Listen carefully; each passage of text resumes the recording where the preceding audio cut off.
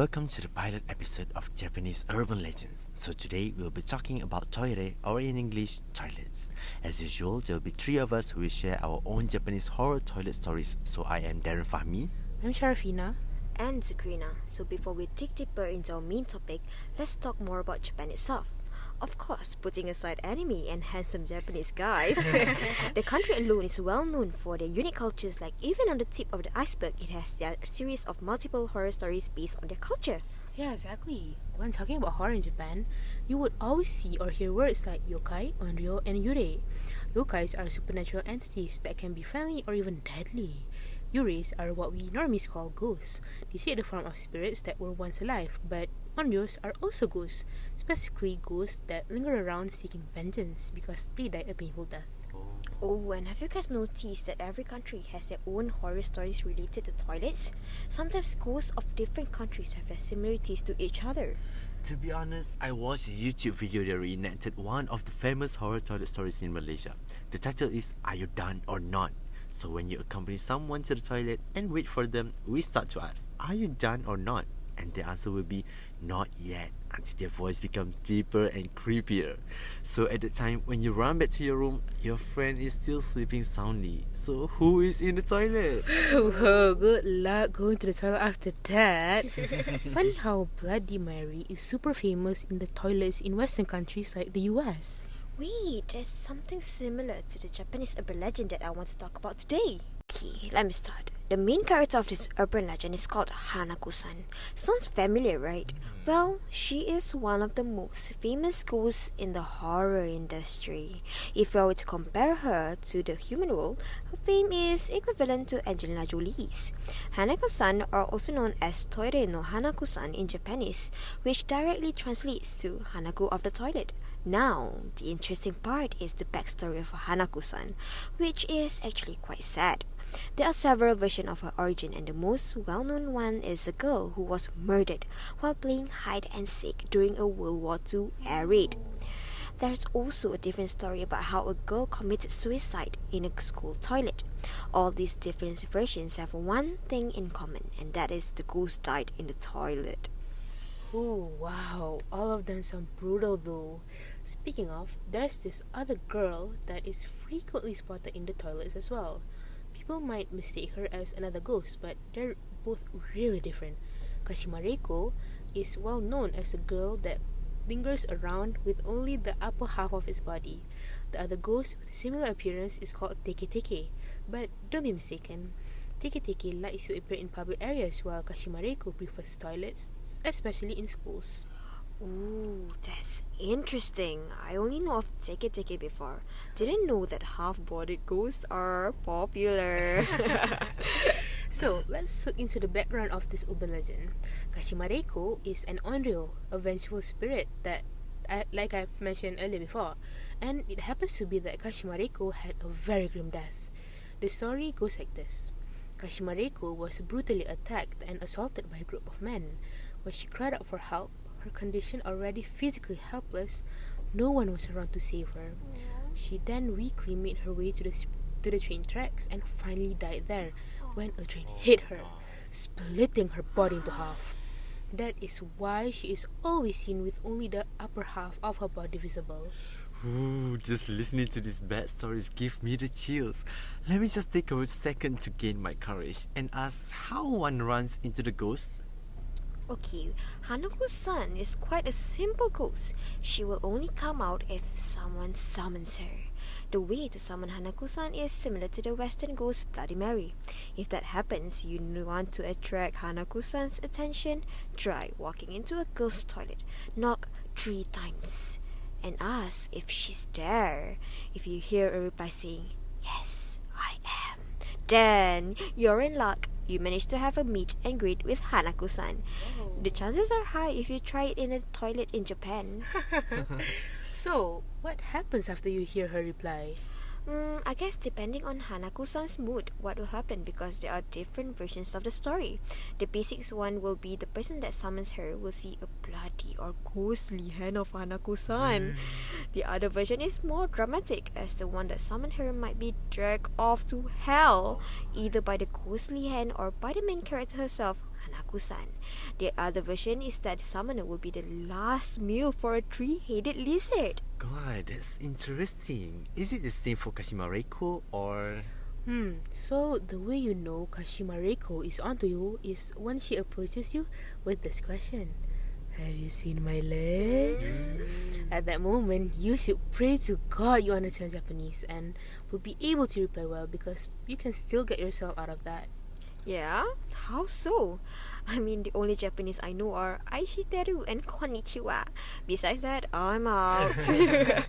Well, you better polish out your Japanese language then. Anyway, the way you reply to it should be by saying, they are at the Meishin Highway, the place that she died. She will then ask, who told you? We should then reply with, Kashima Reiko told me. Oh, so that's it? And then you're good? Not really. The last question is the trickiest part. She will ask you, what's my name? In which you answer with Mass Death Demon, as it is an abbreviation of her Japanese name. If you reply with her real name, Kashima Reiko, she will instantly kill you. Oh, you guys know how like in Malaysian horror stories, there are ways to escape certain types of ghosts. For example, to run from a toyo, you can throw green beans and the toyo will be distracted. So, Japanese ghosts should also have some weak points, right? I mean, in Hanako-san's legend, there's only one way to defeat her, which is by showing her perfect grades. And only then your life will be spared. I mean, Hanako-san is taking academic validation even to the afterlife. I guess that's why our parents forced us to study well. Maybe Hanako-san is one of the factors. Well, definitely typical Asian parents' behavior. Well, let me add more fun in our horror toilet stories with my toilet story, and it is called Akamanto. Anyway, this Akamanto only exists in two places based on its history, which are the public toilets or female school toilets. The most accurate version is that Akamanto is originally a handsome boy in the school, and the girls will be obsessed with his handsomeness. He will be around the school wearing a distinctive red cape, which I don't know why, maybe it's his own unique style. But this obsession somehow troubles him and forces him to wear a mask, so the girls will not notice or recognize him. But this thing won't stop just at that. One day, he was hiding from the obsessed girls in the last cubicle of the female toilets, and somehow he died.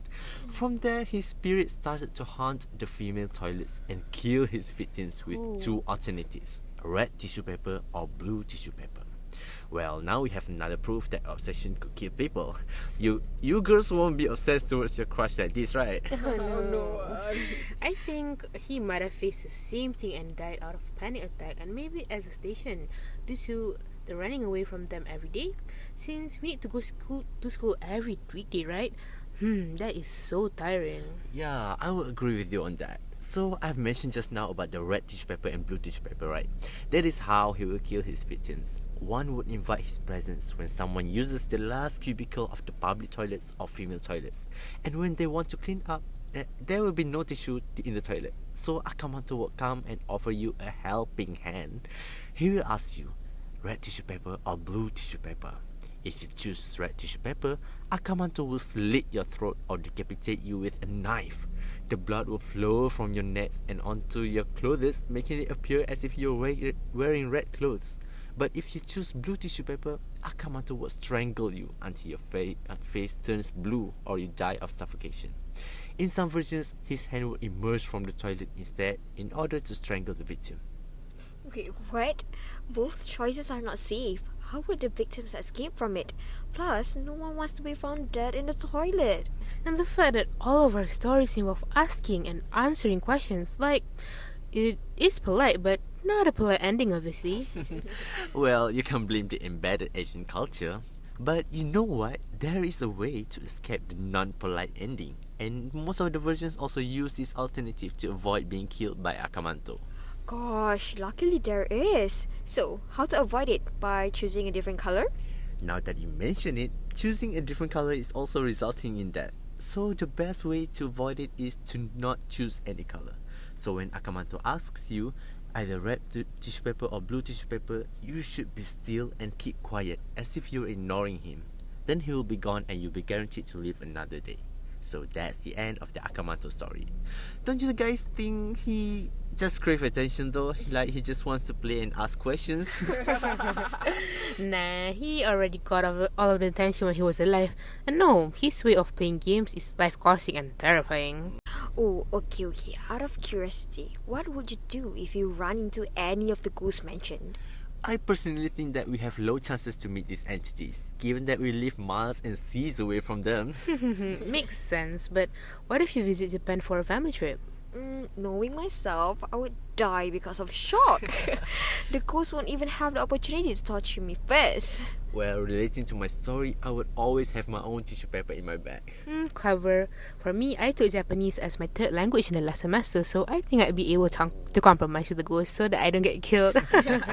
Well, on that note, I think Sharafina's situation reminds me of a movie I watched featuring Hanako-san.